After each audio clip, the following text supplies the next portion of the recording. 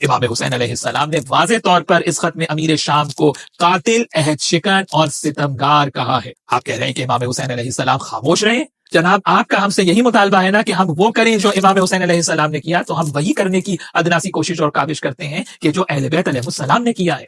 इमाम हुसैन अलैहिस्सलाम ने अमीर शाम के करतूत और मजालिम को खुलकर बयान किया है। तो अब हम अगर आज खुलकर बयान करें तो ना गैरों को कोई परेशानी होना चाहिए ना अपनों को। बनु उमैया और अमीर शाम के मुताल्लिक आज हमारा वही मौकिफ है जो उनके बारे में अहले बैत अलैहिस्सलाम का मौकिफ। और याद रखें कि हक बयान करने में आले मोहम्मद कभी चुप नहीं रहे हैं। आप हमसे ये चाहते हैं कि हम मुंह बंद कर लें और आप बनु उमैया की शान के अंदर बैठ के कसीदे पढ़ें। और मुझे बड़ी हैरत हुई कि मुफ्ती हनीफ कुरैशी जो अपने आप को मुहिब्बे अहले बैत कहते हैं, वो कह रहे हैं कि साहब ऐसे तो जिसने जरा सा भी अहले बैत की मुखालफत कर दी तो क्या वो गया? जरा सा अहले बैत के खिलाफ अगर कोई करे तो क्या उससे आपको कोई फर्क नहीं पड़ता?